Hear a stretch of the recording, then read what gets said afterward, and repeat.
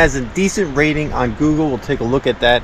And a famous golf designer, at least as of recently, that's going to be making some new courses. Let's take a look at Inniscrone Golf Course, built by a famous golf architect with some interesting, aggressive infrastructure. Designed after its sister course, Inniscrone, which is located in Ireland. This has been a top 100 golf course when it was first designed.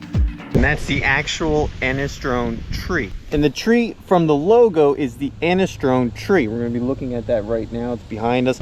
Forestry. Yeah, program. School, and then they put a plaque up there.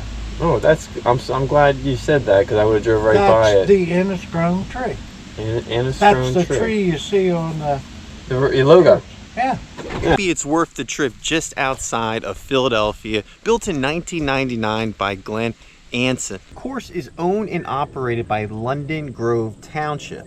Pretty nice township course. Why did the township design a beautiful golf course like this? Well, it was private when it was first built. Only 4 years lasted. Multiple private courses closed in the area, with the township starting to manage the course in 2009. So let's take a look at Inniscrone Golf Club. It's definitely a long trip from your car to the clubhouse. But it has all the amenities you would need. Now, walking in there, you would think this is the clubhouse. This is some sort of storage locker that they have. You don't want to check in there. You grab a card, and then you check in. It's an interesting process. After 225 golf reviews, never seen anything like this. But their clubhouse, state of the art. It's got nice wear throughout it. And overall, the course has a lot of characteristics to it that kind of jump out at you. It's vibrant, it's fun. Grab your card, because it's a long walk to that pro shop.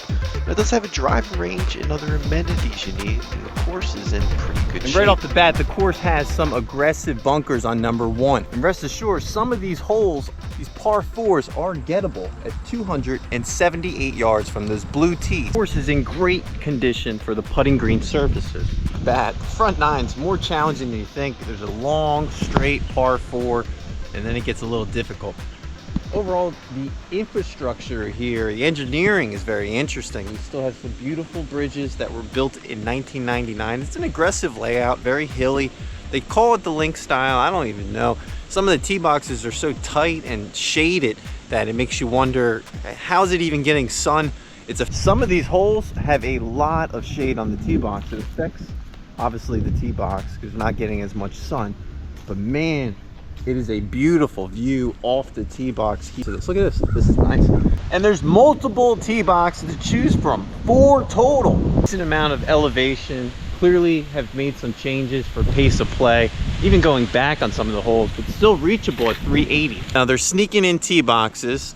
This one is the first one I kind of seen that really is not a tee box. I'm not sure what happened here, but there's such an aggressive play off the tee. One of my favorite holes here at this facility opens up, and it's a nice finishing hole here back to the clubhouse on number 18. And we're not here to talk negative about a course, but the course stinks in a sense that the smell of the course, something's wrong.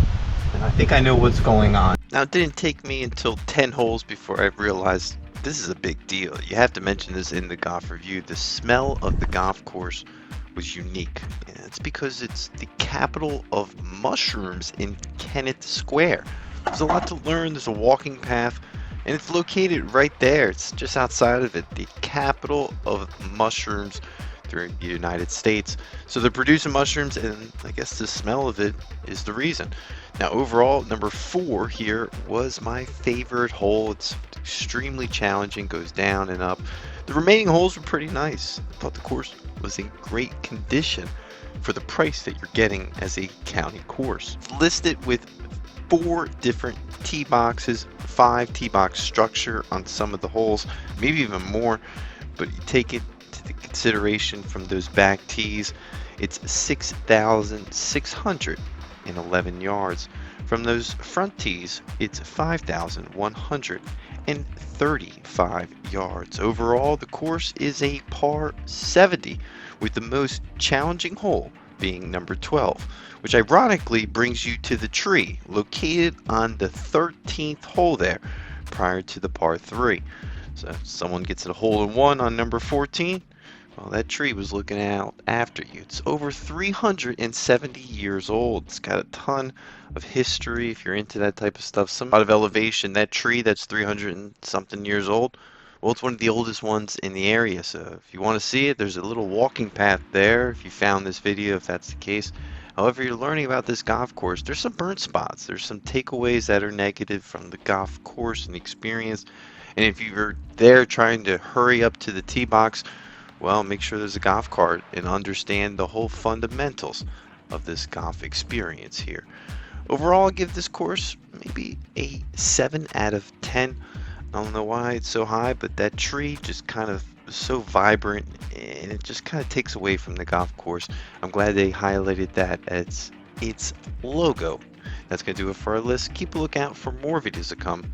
This is the Professor.